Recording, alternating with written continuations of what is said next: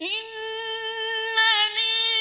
أنا الله لا إله إلا أنا فاعبدني وأقم الصلاة لذكري. السلام عليكم ورحمة الله وبركاته. أعوذ بالله من الشيطان الرجيم. بسم الله الرحمن الرحيم. الحمد لله والصلاة والسلام على رسول الله وعلى آله آل الله واللعنة على أعداء الله ولا حول ولا قوة إلا بالله العلي العظيم. So far we have spoken about the three layers that are very significant in saying your salat on time, to be a punctual salat prayer and salat sayer. Now, the first layer was, my dear brothers and sisters, the importance of salat. The second layer, or the second episode, was the story of the people that were among the greatest of the people in the world after Ahlul Bayt alayhim as-salam, the scholars and the mystics, and they were caring about their salats on time. The third layer was about the obstacles.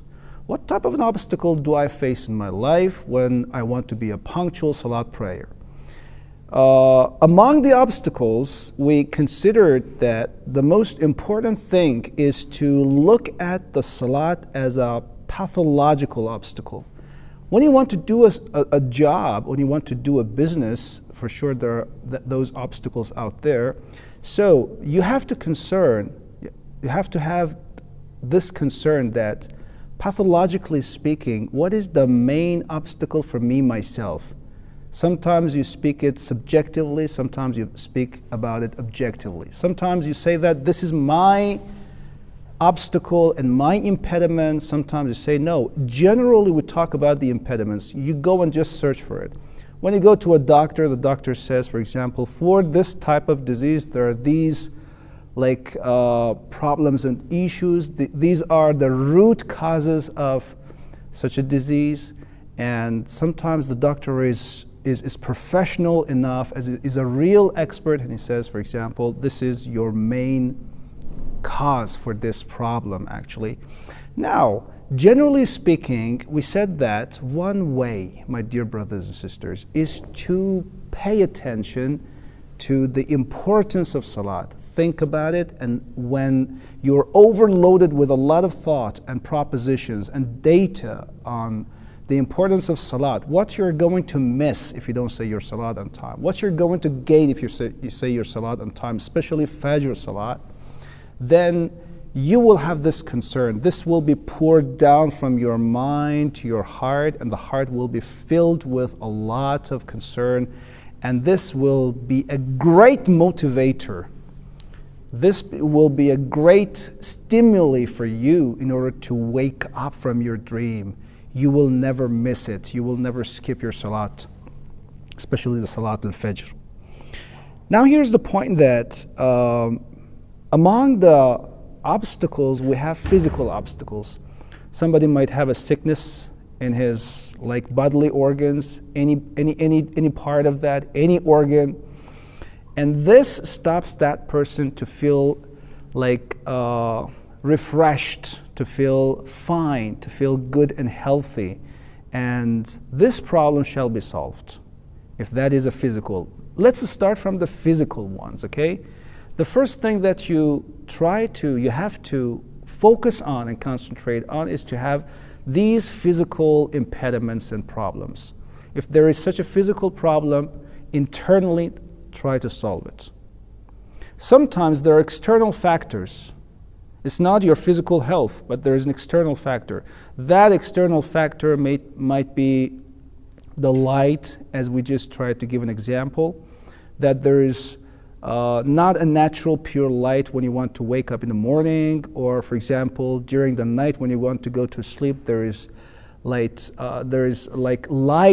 around you, and this light does not let you sleep well during the night. These physical factors should be thought about, and they should be eradicated and removed from all around in order for you to have a very good calm, and peaceful sleeping time, sleeping hours. The calm and peaceful type of salat, of sleeping, is a very important cause for somebody to have a peaceful salat. So peaceful sleeping time is the cause for having a peaceful salat and with a presence of heart, actually. Okay, this is very important that we have to consider about that. Sometimes there are, my dear brothers and sisters, spiritual obstacles. Among all the obstacles, we start from the physical ones. We move to external factors. That's it. Physical ones first, second, external factors, and we end in spiritual factors. Spiritual factors are the last to be enumerated and considered, but they're not the least. We can say in terms of sequence and sequential factors, we start from the physical and then external factors. But in terms of importance and rank of the factors, the spiritual factors are the most important one. And among the important spiritual factors, the most important of the spiritual factors is the sinful soul. The sinful soul. Somebody who has done a lot of sin during the days. This sin is going to pollute and contaminate the soul. When the soul is contaminated, it means that when you want to get connected to the source of light, it's difficult for somebody. This is a stopper. This is a real impediment, because spiritually you are dark. You have made yourself dark. And when you want to connect yourself to the source of light, this stops you. Light and darkness never get together. That's a reality. The more a person gets closer to the world of light himself during the day, the world of light, the world of transcendence, the world of spirituality, the world of divinity and God, you don't think sinful, you don't act sinful, you don't have tendencies towards the sins during the day, then for sure this is a great motivator for one person to wake up refreshed with full energy in Salat al-Fajr and Fajr time, and say his Salat and prayers with the presence of heart. Absolutely. So, as the philosophers say, the mystics say, soul is the main cause for the body to move. Your thought, your heart is a great cause for this body to be activated, and the will of the person is like moved towards one goal. It's your thought and it's your heart. This means the soul. And if the mind and the heart is negative, is dark, the goal, which is the goal of light, is very difficult to be attained. So one obstacle is sin. Try to know about the sins. What is sin? As previously we mentioned and we discussed, that sin is the incompatibility between your thoughts and your heart's tendencies and inclinations with the reality. With the reality. Your thought believes that God does not exist, but God is existing out there. This is incompatibility. This is a sinful, thoughtful act. A sin in your thought. Sometimes you desire something which is not acceptable in the real world. This is a sin in your heart. It cannot be compatible with the real world. This incompatibility is sin. Such a heart, such a thought, such an act will be also incompatible with other roots of light. Salat is a root of light. Salat is an element of light. It cannot get together and be gathering with like the sins which are in the form of darkness. Now, one way to have this salat on time is to stay away as much as we can, abstain from the sins during the day. One other solution is that we try to have a peaceful dream, peaceful sleeping times. If our sleeping time, which is about to be like about 7 hours during the day, is done at night peacefully, and you have a relaxing time before you wake up for the Salat al-Fajr, that would be really profitable. That would be really useful if you try to do it. A peaceful sleeping hours.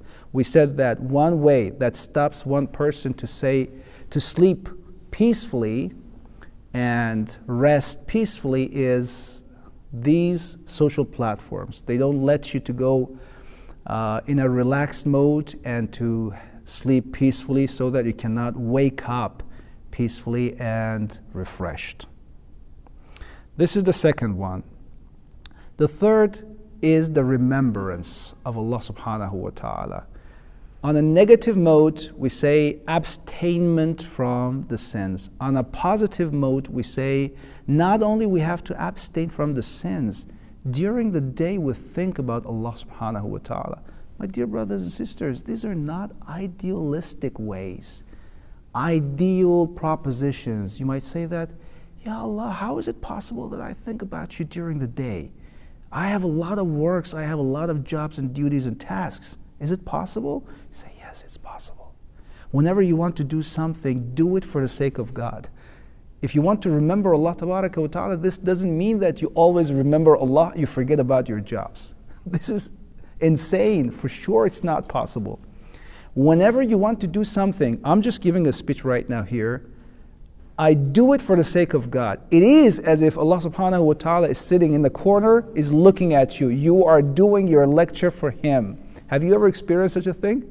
Your mother and father is just witnessing you and is just looking at you, for example, in a performance on a stage or wherever, and you try to do your performance as best as possible for their sake because you're sure that they're looking at you.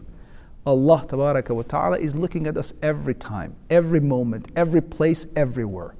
Then you try to do it for the sake of Allah. You write, do it for Him. You want to listen to something, you do it for Him. And whenever you see the presence of Allah Tabaraka wa Ta'ala, you will never commit a sin. That's absolute reality.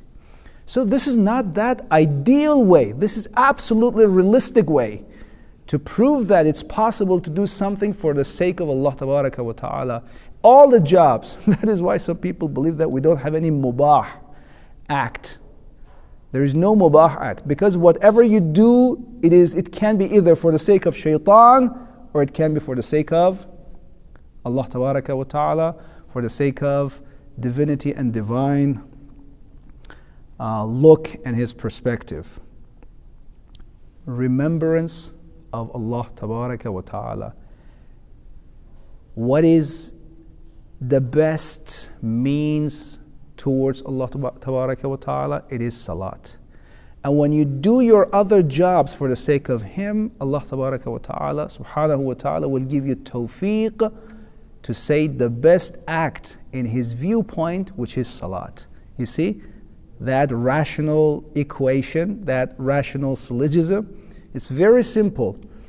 You do very simple things for the sake of Allah Tabaraka wa Ta'ala, Allah will give you tawfiq for a greater thing which is for Himself.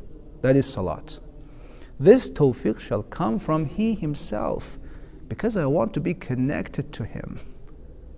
And what is the best help and what is the best assistance than He Himself? You want to do this Salat for His sake, not for your sake? Okay, ask Him. How do you want to ask Allah Tabaraka wa Ta'ala? Only through your tongue? Only through your heart? Ya Allah, I have this concern, help me. No. You have to have this actions also done for the sake of Him. The dua is a dua of organs, is a dua of actions. When your actions are done for His sake, Allah will give you tawfiq for a greater sake and greater like gold, which is the Salat. The last, but not the least, if God forbid there was the skipping, there was the neglecting of the Salat times, in any times, Salat al-Fajr, Salat al-Dhuhrain, Salat al-Maghribain, any type of Salat, try to have a self-condemnation. You blame yourself. Previously I also said that, but I didn't elaborate on it. When you skip one Salat time, why don't you blame yourself? You have to blame yourself. You have to condemn yourself. I did it. I had such a mistake. Try to have a self-punishment even. By self-punishment, we don't mean self-torture. You just torture yourself physically, for example. No, spiritually. For example, you can say, okay, because today I missed my Salat, I have to punish myself. I have to have a self-condemnation. That self-condemnation can be a punishment, a spiritual one, such as have a penalty for yourself. That penalty can be 1 day fasting. Because I missed one Salat, other than I just try to recap and compensate it, I have to have a penalty for myself. That penalty can be paying some money, for example, to charity. It can be the fasting. It can be a compensation in the form of Salat even. You can say, okay, because I missed this 2 rak'ah Salat, instead I will try to compensate it by 20 rak'ah Salat. Self-punishment, not in a self-torture, penalty. It can be spiritual penalties, so that your nafs is adapted to such a situation. What type of a situation? Any time you miss one Salat, any time you do something wrong, I have my self-penalties.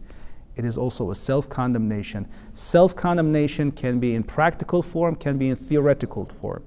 Practical form is to have the self-punishments and self-penalties, and the theoretical or spiritual form is that in your heart we try to blame ourselves whenever we do something wrong. This is not only for Salat, but for all the things, for all the wrongdoings and mistakes we do in our lives. Okay, so little by little, by this mechanism, by this tactic of self-condemnation, we try to pave our path towards felicity and a very, very happy life, inshallah. Don't forget us in your du'as. Anytime you said your Salat on time with the presence of heart, also remember us after that, inshallah. Wassalamu alaikum wa rahmatullahi wa barakatuh.